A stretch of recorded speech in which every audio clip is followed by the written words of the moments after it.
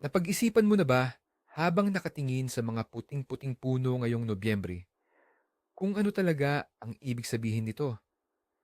Isa ba itong pagpupugay lang sa tradisyon, alaala ng Soviet legacy ng paglilinis, o isang mahalagang proseso para sa ating bakuran? Karamihan sa mga hardinero ay naniniwalang tama ang kanilang ginagawa.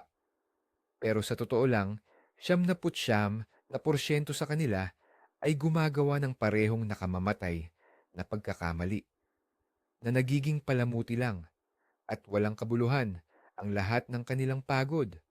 Ngayon, hindi lang tayo mag-uusap tungkol sa pagpapaputi ng puno. Ibibisto natin ang matagal nang kinikilalang pinakamalaking myth sa paghahardin.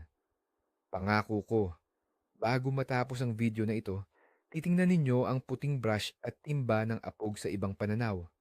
At ang pangunahing tanong na sasagutin natin, kailangan ba talaga ang pagpapaputi ngayong Nobyembre?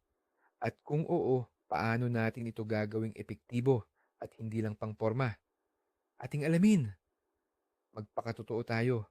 Para sa marami sa atin, ang larawan ng mga pinaputing puno sa gilid ng kalsada at sa mga parke ay alaala ng kabataan na malalim na konektado sa mga community cleaning drives tuwing tagsibol o taglagas. Ang tradisyong ito ay nag-ugat sa nakaraan ng Sobyet, kung saan ang malawakang pagpapaputi ay bahagi ng kultura ng pagpapaganda ng lugar. At dito nakatago ang unang problema. Dahil sa pagiging malawakan at sa pilitan nito, ang tunay na layunin ng proseso ay lumabo at naging isang formalidad na lamang. Nagpapaputi ang mga tao dahil kailangan lang, hindi na inuunawa ang dahilan. Ang tingin dito ay pampaganda lang para maging malinis at maayos tingnan ng paligid. Sobrang nakaugat ang stereotype na ito. Kaya hanggang ngayon, maraming hardinero ang nagpipintura tuwing tagsibol bago magmayo para lang maging presentable ang kanilang hardin. Pero tandaan, ang agrikultura ay agham, hindi sining o aesthetics. Ang tunay na layunin ng pagpapaputi ay walang kinalaman sa ganda. Ito, higit sa lahat, ay isang pananggalang, parang sunscreen at winter coat ng puno sa iisang solusyon. At para maintindihan kung paano ito gumagana, kailangan nating kalimutan ang tradisyon at bumalik sa biolohiya at pisika. Kung gayon, talakayin natin ang pinakamalaking panganib na pinipigilan nitong pagpapaputi sa puno. At nakakapagtaka, hindi ito ang peste o ang matinding lamig mismo, kundi ang araw. Opo, ang nakasisilaw na sikat ng araw tuwing taglamig at maagang tagsibol. Isipin ninyo ang sitwasyon, buwan ng Pebrero o kaya'y Marso. Sa tanghali, sikat na sikat ang araw. Ang madilim na balat ng puno, lalo na sa timog na bahagi, ay sobrang umiinit. Maaaring umabot ang init ng balat ng puno sa 10 o kaya'y 15 grado Celsius. Dahil sa init na ito, ang puno ay maaari ng magising at magsisimula ang pagdaloy ng katas sa loob ng mga tisyo nito. Pero pagsapit ng gabi, biglang bumulusok ang temperatura, bumababa sa -10 o kaya'y -20 grado. Ano ang magiging epekto nito? Ang likido sa loob ng balat ay magyeyelo, magiging matigas na yelo at sisirain ang mga selula mula sa loob. Dahil dito, magkakaroon ng mahahabang lamat o bitak sa katawan ng puno. Tinatawag itong frost cracks o pinsala sa lamig, at magkakaroon din ng malalaking bahagi ng patay na tissue na siya namang tinatawag na soon scald or paso dahil sa araw. Hindi lang ito simpleng peklat. Ito ay parang isang bukas na gate para sa lahat ng uri ng impeksyon, amag at mga peste. Gugugol ang puno ng malaking enerhiya para pagalingin ang mga sugat na ito. Kaya ito ay manghihina, hindi magbubunga ng maayos, at sa matindi ay maaari pang mamatay. Iyan mismo ang dahilan kung bakit mahalaga ang puting pintura. Inililigtas nito ang puno mula sa mapanlinlang na biglaang pagbabago ng temperatura. Ngayon na natukoy na natin kung ano ang pangunahing kaaway, tingnan naman natin ang mekanismo ng proteksyon. Paanong nakapagliligtas ng buong puno ang simpleng kulay puti? Dito pumapasok ang simpleng pisika na malamang ay natutunan nating lahat sa eskuwelahan. Ang mga madidilim na ibabaw ay sumisipsip ng init at sikat ng araw. Samantalang ang mga matingkad na kulay, lalo na ang puti, ay nagre-reflect o sumasalamin nito. Sa pamamagitan ng pagkulay puti sa katawan ng puno at sa mga pangunahing sanga nito, gumagawa tayo ng isang reflecting screen. Pinipigilan ng screen na ito na sobrang uminit ang balat ng puno, lalo na tuwing maaraw na araw ng taglamig. Dahil dito, hindi na masyadong nagiging matindi ang biglaang pagbabago sa temperatura. Mula sa maaraw patungo sa may lilim at mula umaga hanggang sa lamig ng gabi. Kapag hindi masyadong uminit ang puting katawan ng puno, hindi ito napapaagang magising. Hindi magsisimula ang pag-agos ng dagta, kaya hindi ito mapipinsala or mamamatay dahil sa biglaang lamig at hamog sa gabi. Sa madaling salita, tinutulungan lang natin ang puno na malampasan ang pinakamapanganib at pabagubagong panahon mula sa dulo ng taglamig hanggang sa simula ng tagsibol at sinisigurong buo at hindi napinsala ang balat nito. Napakasimple, pero iyan ang buong sikreto kung bakit napakabisa ng pagpapaputi. Hindi ito gamot, kundi isang pag-iwas. Ito ang pinakatunay na baluti laban sa init ng araw. Ngayon, usapang seryoso at kontrobersyal. Kailan ba dapat magpaputi ng puno? Taglagas ba o tagsibol? Ang sagot ng mga agronomist at batikang hardinero ay iisa. Dapat itong gawin tuwing taglagas, partikular na sa Nobyembre. At narito ang dahilan. Alalahanin natin kung ano ang pinoprotektahan natin laban sa sun scald o sunog ng araw at mga bitak dahil sa matinding lamig na karaniwang nangyayari tuwing Pebrero at Marso. Para gumana ang proteksyon, kailangan nasa puno na ito bago pa dumating ang panahong iyon. Ang pagpapaputi sa taglagas na ginagawa pagkatapos malaglag ang mga dahon, Oktubre o Nobyembre, ay siyang solusyon dyan. Naglalagay ka ng proteksyon na gagana sa buong taglamig at hanggang sa simula ng tagsibol. Ngayon, ano naman ang mangyayari kung sa tagsibol ka magpapaputi? Halimbawa, sa Abril o Mayo. Sa panahong ito, naganap na ang pinakamalaking pinsala. Nagawa na ng sikat ng araw ng Pebrero at Marso ang kanilang masamang gawa at ang balat ng puno ay napinsala na. Ang pagpapaputi sa tagsibol ay isa na lamang palamuti. Maaari nitong takpan ang mga bitak na lumabas na at maging presentable tingnan ng hardin bago pa magmayo. Pero ang pangunahin nitong tungkulin, ang magbigay proteksyon, ay hindi na nito magagampanan. Para ka lang nagsuot ng pangtaglamig na sombrero sa Abril kung kailan wala ng lamig. Kaya tandaan ang pangunahing tuntunin. Ang pagpapaputi ay gawain tuwing taglagas. Lahat ng ginawa sa tagsibol ay pagsasaayos na lang ng pagkakamali at panlilinlang sa sarili. Bawiin natin ang isa pang tanyag na alamat na ang pagpapaputi ng puno, whitewashing, ay lunas sa lahat ng peste. Marami ang nag-iisip na kapag napintahan na ang puno ng puti, hindi na aakyat ang anumang uod o salagubang dito. Pero nakakalungkot, maling akala iyan. Ang pagpapaputi ay hindi naman talaga direktang insecticide. Hindi nito papatayin ang aphids, fruitworm o sawfly. Karamihan sa mga pesteng sumisira sa dahon, bulaklak at bunga ay madaling makakalampas sa puting harang na iyan o di kaya'y lilipad na lang at didiretso sa korona ng puno. Gayunpaman, may bahagi pa rin ng katotohanan sa alamat na ito.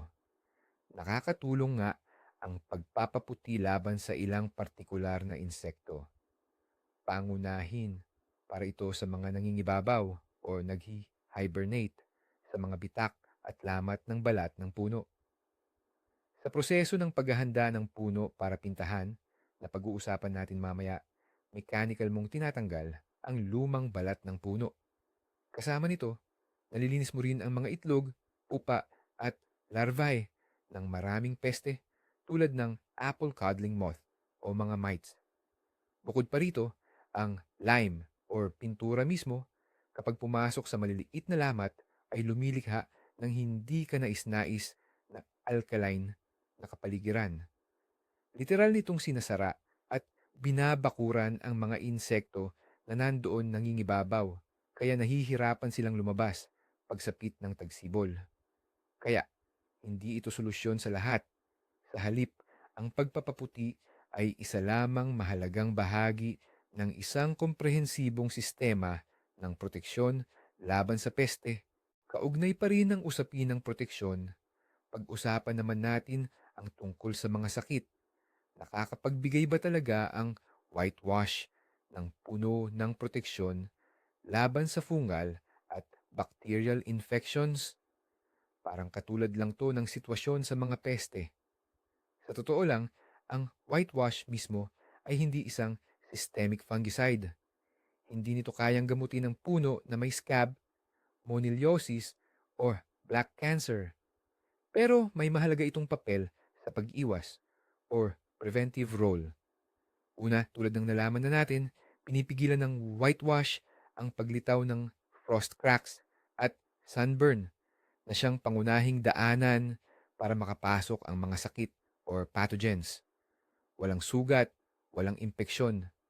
Pangalawa, tradisyonal na idinadagdag sa maraming whitewash mixture ang copper or iron sulfate. Ang mga sangkap na ito ay may matinding fungicidal o panlaban sa fungal na epekto. Nagdi-disinfect ang mga ito sa ibabaw ng balat ng puno. Pinapatay ang spores ng fungus, lumot at lichen. Ang mga lichen sa kabilang banda ay hindi direktang nakakasama sa puno. Ngunit nagiging mamasa-masa at perpekto ang kapaligiran sa ilalim ng kanilang katawan para pamugaran ng mga peste at dumami ang mga mikrobyong nagdudulot ng sakit.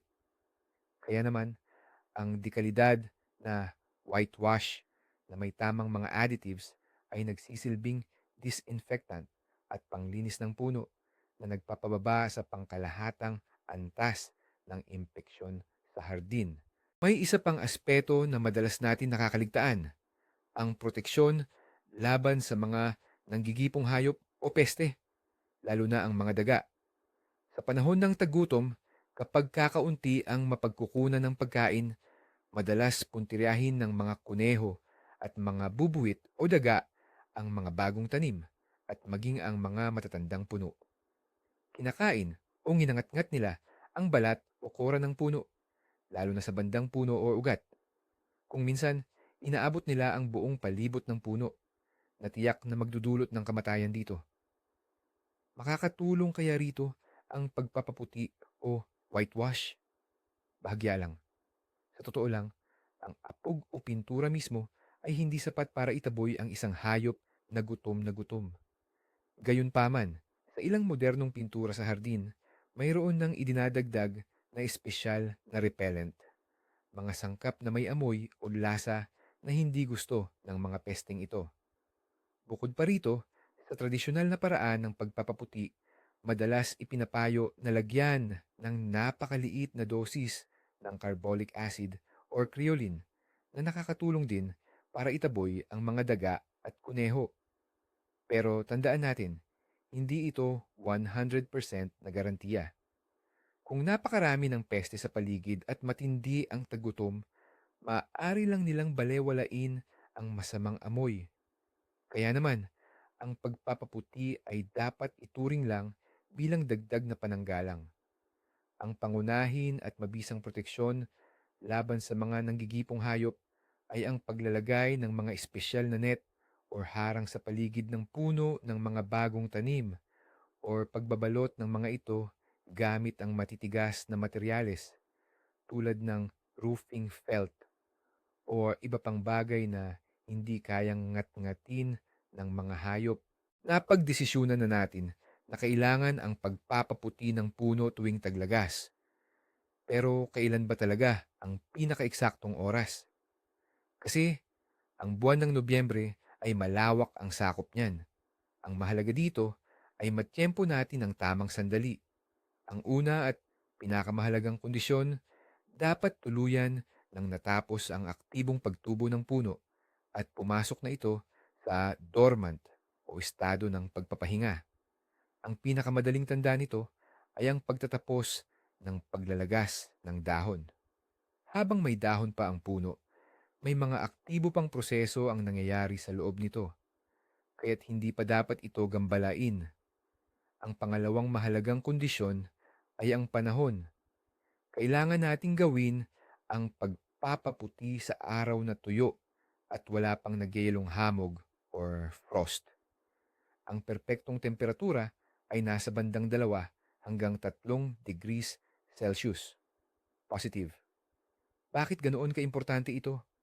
Kung magpapaputi tayo habang umuulan, aagos lang ang pinaghalong proteksyon bago pa man ito matuyo at kumapit sa katawan ng puno. Kung bigla namang bumaba sa freezing point ang temperatura, ang whitewash na water-based ay magyayelo mismo sa balde o sa brush. Pagdating sa puno, magiging yelong balat lang ito na babakbak din kalaunan. Kaya't bantayan ng mabuti ang weather forecast.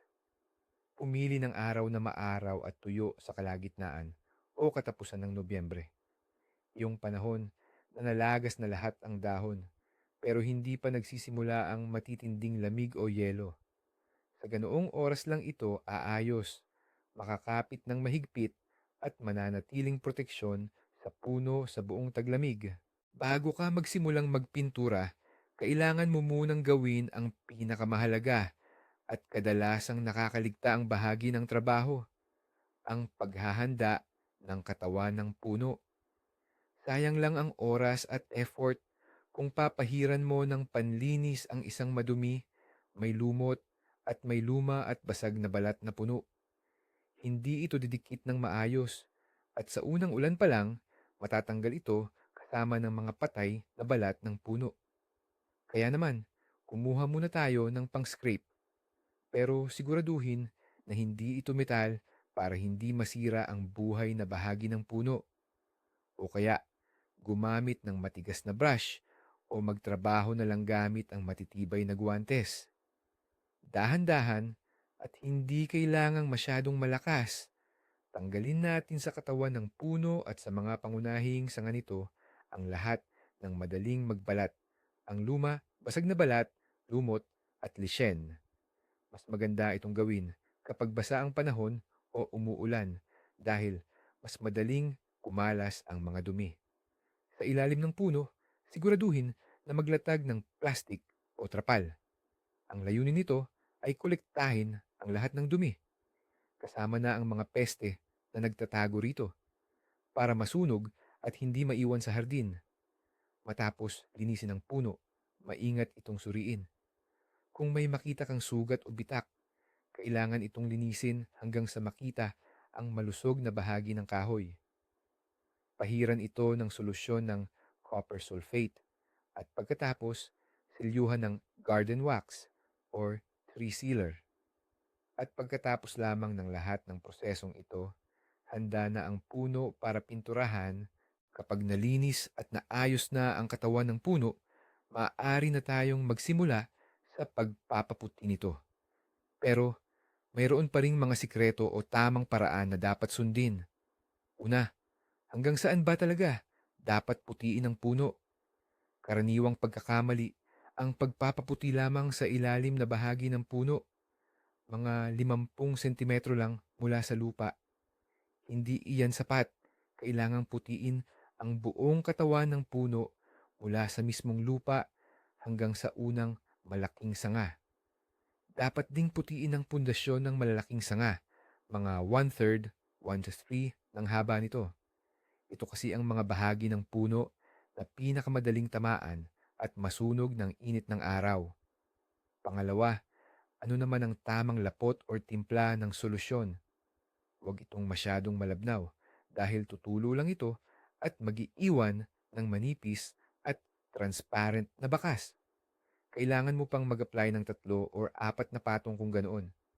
Pero huwag din itong maging masyadong malapot, parang masilya, dahil magkakaroon ito ng makapal na balat na mabilis bibiyak at matatanggal. Ang perpektong lapot ay parang malabnaw na sour cream o yung parang kefir. Ang timpla na ganito ay kumakapit ng maayos, hindi tumutulo, at nagbibigay ng siksik at pantay na layer. Pinakamadaling ikalat ang whitewash gamit ang malapad na paintbrush. Siguraduhin na pinupinturahan ng mabuti ang lahat ng bitak at kurbada sa balat ng puno. Ngayon, dumako naman tayo sa pinakamahalaga, ang pinaghaluan o komposisyon mismo ng pangulay na gagamitin natin.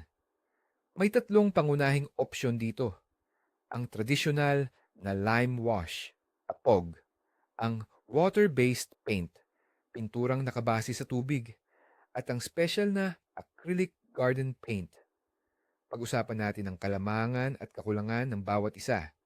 Ang lime wash ang pinakamura at pinakalumang paraan. Ginagawa ito gamit ang slaked lime, apog na inihanda, na hinahaluan ng luwad, clay, or pandikit tulad ng kasen or wallpaper glue para mas kumapit. Para naman sa disinfeksyon, dinadagdagan ito ng copper sulfate. Ang maganda rito, bukod sa mura at madali itong hanapin, ito ay breathable. Ibig sabihin, nakakahinga ang balat ng puno. Ang masama naman, hindi ito tatagal. Madali itong maalis ng ulan, kaya madalas, pagsapit ng tagsibol, wala na itong bakas. Ang water-based paint na ginagamit sa labas ng bahay or exterior paint ay medyo mas maganda. Mas tumatagal ito kaysa sa lime wash. Pero may malaki itong problema. Maraming klase ng pinturang ito ang lumilikha ng film or pelikula na hindi breathable. Dahil dito, maaaring mabulok ang ilalim ng balat ng puno na lalong mapanganib kung bata pa ang halaman. Kaya kung gagamitin man ito, tiyakin lang na nakalagay sa label na ito ay breathable o nakakahinga. Sa huli, ang modernong acrylic garden paint na talaga namang ginawa para sa mga puno ay marahil ang pinakamahusay na opsyon. Matibay ito, pangmatagalan, nagbibigay ng proteksyon sa araw, breathable, at kadalasan ay mayroon na ring mga fungicide or iba pang useful na additives na kasama. Kung napagdesisyunan mo talagang piliin ang budget-friendly na option na ito, talakayin natin ng mas detalyado ang klasikal na recipe ng pinturang apog, whitewash. Para maging dekalidad ito at kumapit ng matagal, hindi sapat na apog lang ang ihahalo sa tubig. Heto ang isang subok na recipe para sa 10 litro ng tubig. Kakailanganin mo ng 2.5 kilo, 2.5 picolong, ng bagong pahingang apog, slaked lime, kalahating kilo, 0 fine farm cuy, ng copper sulfate o sulfato de tanso, 1 kilo, malititan core ng malapot na luwad, clay, at 100 gramo, 100 grams ng pandikit na kasen. Una, tunawin ang copper sulfate sa kaunting mainit na tubig. Pagkatapos, sa isang balde ng tubig, ihalo ang apog ng paunti-unti habang patuloy na hinahalo. Kasunod nito, ilagay ang luwad. Ito ang magpapakapal sa halo at pipigil dito na mabilis na umagos. Haluin itong mabuti hanggang sa maging smooth at walang buo-buo. Sa bandang huli, ibuhos ang tinunaw na copper sulfate at idagdag ang pandikit para mas kumapit ang pintura. Pagkatapos ihanda, hayaang tumagal ang pinaghalong solusyon sa loob ng ilang oras. Ang luwad at pandikit ang may kritikal na papel dito. Kung wala ang mga ito, tatangayin lang ng unang matagal na ulan ang pintura mo. Ang pinaghalong ito ay hindi lang magsisilbing proteksyon, laban sa init ng araw, kundi didisinfekta rin nito ang balat ng puno. Ngayon, pag-usapan naman natin ang mas modernong diskarte, ang paggamit ng handa ng pintura, panghardin na acrylic or water-based. Bakit mas pinipili ito ng maraming hardinero kahit pa mas mataas ang presyo? Una, sa aspeto ng kaginhawaan, hindi mo na kailangang maghalo o magtantiya ng sukat, kaya iwas sa pagkakamali.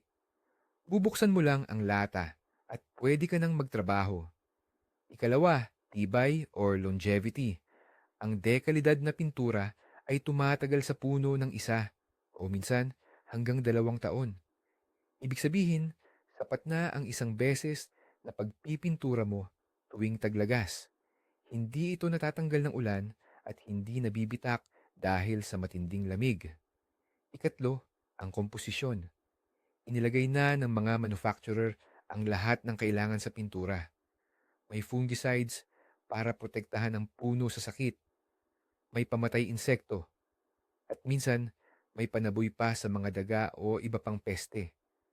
Hindi mo na kailangang bumili ng mga sangkap na ito ng hiwalay. At ang pinakamahalaga, ang magandang pintura ay lumilikha ng flexible at breathable na pantakip sa puno. Pinoprotektahan nito ang balat, pero pinahihintulutan pa rin itong huminga at hindi humahadlang sa paglaki ng puno. Kapag pumipili, hanapin ang mga tatak na may nakasulat na panghardin para sa puno o breathable. Ito ang garantiya na hindi mo mapapahamak ang iyong taniman. Kailangan bang putian ang lahat-lahat ng puno sa hardin? Hindi, hindi lahat. May isang mahalagang tuntunin dito na madalas nakakaligtaan ng mga baguhan at ito ang nagiging sanhi ng pagkasira ng kanilang mga pananim. Ang huwag mong gawin ay putian ang mga batang puno at punla na mayroon pang makinis at hindi pa nabubuong balat. Bakit? Dahil ang apog at maging ang ilang pintura ay masyadong matapang at maaaring magdulot ng kemikal na paso or chemical burn sa malambot nilang balat. Bukod pa rito, ang makapal na patong ng puting pintura ay nagsasara sa mga butas, pores, ng batang puno na nakakaistorbo sa pagpapalitan ng hangin, gas exchange. Dahil dito, bumabagal ang paglago at pag-unlad ng punla.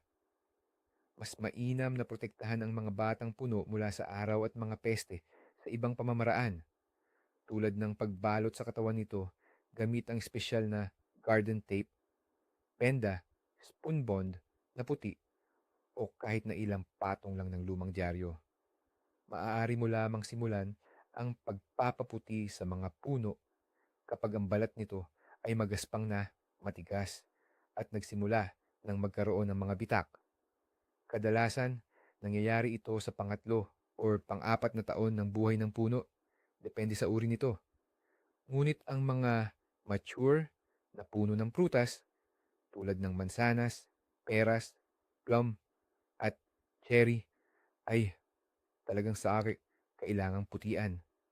Sila kasi ang pinakamataas ang peligro na mapaso ng init ng araw. Kaya, paano kung sa ilang kadahilanan ay hindi ninyo magamit o ayaw ninyong gumamit ng whitewash o pintura?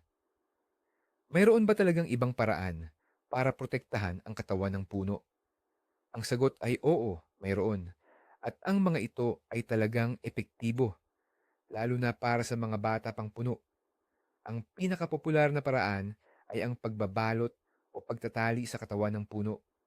Pwede kayong gumamit ng iba't ibang materyales, ang burlap, sako, or puting spunbond, isang uri ng tela, na hiniwa sa malalaking piraso ay perpekto. Ibalot ito sa puno simula sa lupa hanggang sa unang mga sanga. Ang mga materyales na ito ay magandang panangga sa araw, nakakapagpapasok ng hangin at hindi nakakasikip pa sa bark, balat ng puno, para makahinga. Maaari ring gumamit ng mga espesyal na plastic mesh o lambat na panlaban sa mga peste tulad ng daga o iba pang hayop. Bukod sa pananggalang, nagbibigay din ito ng bahagyang lilim.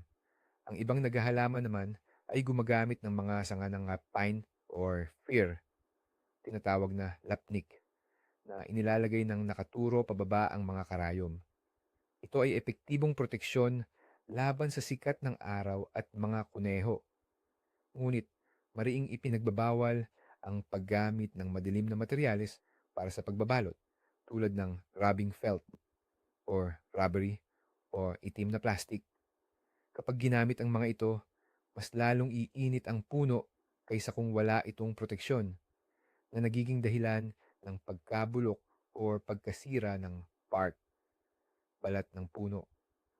Ang mga materyales na ito ay maaari lamang gamitin sa pinakaibaba ng puno at tanging para lang sa proteksyon laban sa mga peste at hindi para panangga sa init ng araw. Pag-usapan natin ang kulay. Bakit ba puti ang pinipili? Pwede bang gumamit ng ibang mapusyaw na kulay? Sa teorya, oo naman. Anumang light shade ay mas mahusay na magre-reflect ng sikat ng araw kumpara sa madilim na balat ng puno.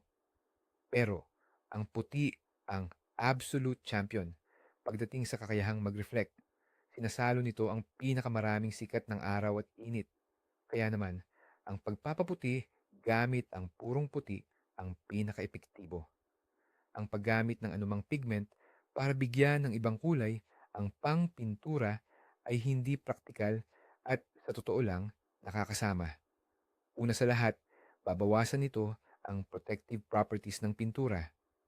Pangalawa, hindi natin alam kung paano makakaapekto sa balat ng puno ang kemikal na komposisyon ng pigmentong iyon. Kaya, simple lang ang alituntunin.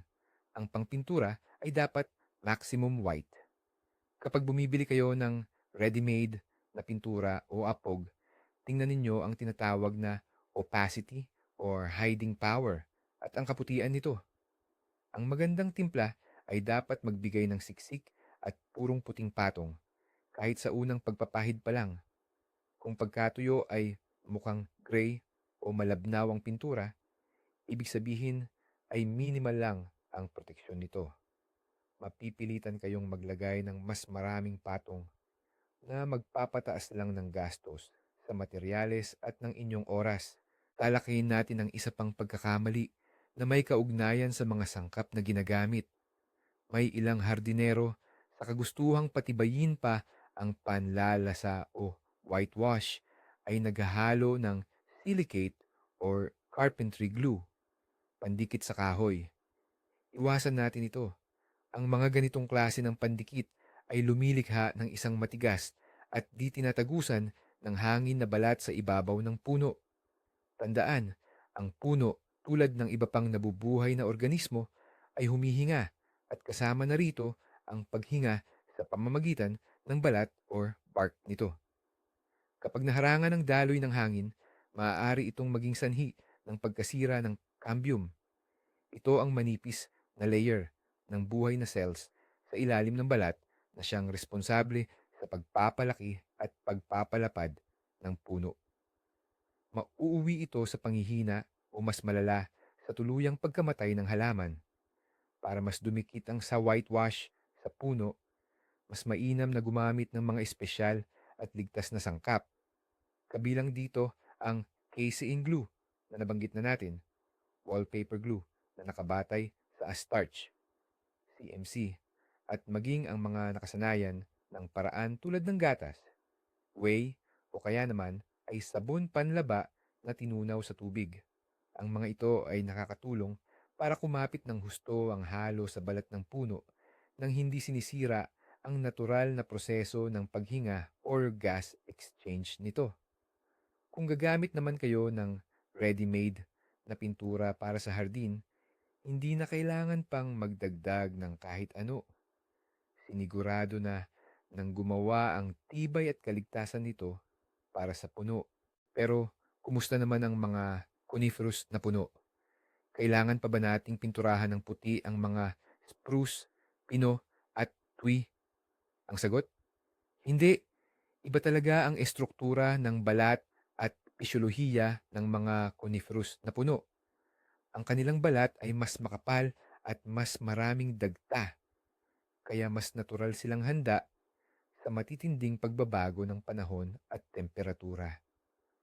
Bukod pa rito, ang mga mababang sanga ng mga punong ito ay madalas na tumutubo ng napakalapit sa lupa na natural nang nagbibigay lilim sa katawan ng puno.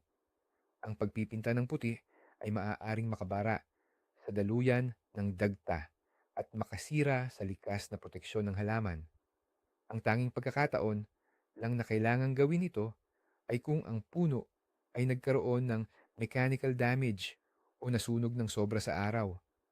Sa ganitong sitwasyon, ang nasirang bahagi matapos linisin at gamutin ay maaari namang pinturahan ng espesyal na garden paint para protektahan ito mula sa tuluyang pagkasira at pagpasok ng mga impeksyon.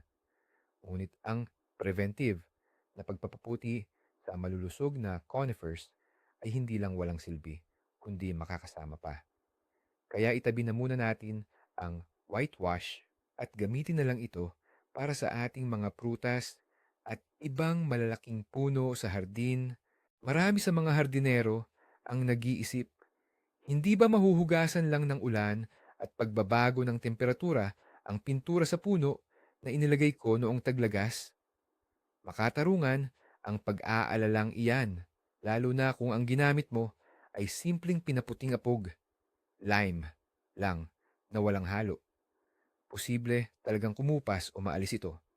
Kaya una sa lahat, mahalagang magdagdag ng aklay at pandikit sa pinaghalong pampaputi. Ito ang magpapatibay at magpapatagal sa pintura. Pangalawa, kung ang panahon ay talagang maulan at pabago-bago ang temperatura, kailangan mong suriin ang kondisyon ng pintura pagdating ng huling bahagi ng Enero o unang bahagi ng Pebrero. Kung napansin mong kumupas na ng husto ang protective layer o tuluyan ng naalis, lalo na sa bahagi ng puno na nakaharap sa timog, makabubuting mag-apply ulit ng panibagong pintura. Para magawa ito, pumili ng isang maganda at maaraw na araw kapag ang temperatura ay bahagyang tumaas at hindi na bababa sa 0 degrees Celsius. Ang repair na prosesong ito ay makakatulong na maibalik ang proteksyon at mailigtas ang mga puno mula sa matindi at mapaminsalang sikat ng araw pagsapit ng Marso. Sa kabilang banda, kung gumamit ka ng dekalidad na acrylic na pintura, bibihira mo lang mararanasan ang problemang ito. Karaniwan, tatagal ito at makakayanan ang buong panahon ng walang aberya. Madalas nating marinig ang pananaw na hindi na raw kailangan magpaputi ng puno sa mga timuging rehiyon, lalo na kung mahina lang ang taglamig at walang matinding yelo. Pero isa itong mapanganib na maling paniniwala. Ang kabalintunaan dito, mas malaki pa ang tsansang magkaroon ng sunog mula sa araw o sunburn ang mga puno sa timog. Napakaaktibo kasi ng sikat ng araw doon kahit taglamig, at dahil wala namang nyebe, mas lalong umiinit ang madilim na lupa. Naglalabas ito ng init na nagpapalala sa pag-iinit ng katawan ng puno. Kahit hindi pa bumaba sa sobrang lamig ang temperatura, ang biglaang pagbabago mula sa init ng araw hanggang sa lamig ng gabi ay masyadong matindi at nakakasira sa balat ng puno. Kaya naman, ang pagpapaputi ng puno tuwing taglagas sa mga timuging rehiyon ay kasing halaga o baka mas mahalaga pa kaysa sa mga lugar na may katamtamang klima. Sa Hilaga, ang niyebe ay nagsisilbing proteksyon. Sinasalamin nito ang liwanag at pinoprotektahan ang ilalim na bahagi ng puno laban sa sobrang init. Pero madalas, wala nito sa timog, kaya walang kalaban-laban ang puno sa matinding sikat ng araw. Kaya kahit saan pa man nakatanim ang iyong hardin, iisa lang ang patakaran. Kung gusto mong maging malusog ang mga puno mo, talagang kailangan ng pagpapaputi tuwing taglagas. Bilang pagtatapos sa ating malawak na talakayan, linawin nating muli kung ano ba talaga ang wastong pagpapaputi ng puno. Hindi lang ito simpleng pagpipinta ng puti sa katawan ng puno. Isa itong kumpletong serye ng agronomic o pang-agrikultura na pamamaraan. Nagsisimula ito sa tamang pagpili ng oras, isang tuyong araw sa Nobyembre. Pagkatapos, malaglag ang mga dahon. Ipinagpapatuloy ito sa masusing paghahanda ng katawan ng puno, paglilinis at pagtatanggal ng lumang balat, mga moss at lichen. Kasama rito ang pag-disinfect at paggagamot sa anumang sugat o pinsala. At nagtatapos ito sa paglalagay ng dekalidad, breathable, at matibay na timpla sa tamang taas, ang buong katawan ng puno at ang mga base ng pangunahing sanga. Tanging kapag nasunod ang lahat ng kondisyong ito, ang pagpapaputi ay nagiging hindi lang pangdekorasyon, kundi isang epektibong kasangkapan para protektahan ang iyong halamanan. Ang pagpapabaya sa kahit isa lang sa mga yugto na ito, halimbawa, pagpapaputi sa maruming balat ng puno o paggamit ng maling timpla, ay halos walang silbi at nagpapawalang bisa sa buong trabaho. Ito ay isang sistemang diskarte kung saan mahalaga ang bawat detalye. Okay, mag-summary na tayo. Kailangan ba talagang putian ang puno pagsapit ng Nobyembre? Ang sagot ay isang malakas na oo, kailangan yan. Pero kailangan tama ang pagkakagawa. Ang pinakaimportante at halos nakakagulat na realization ay ang pagpapaputi lang sa tagsibol. Para lang sa ganda ay halos walang silbi at sayang lang sa oras at lakas.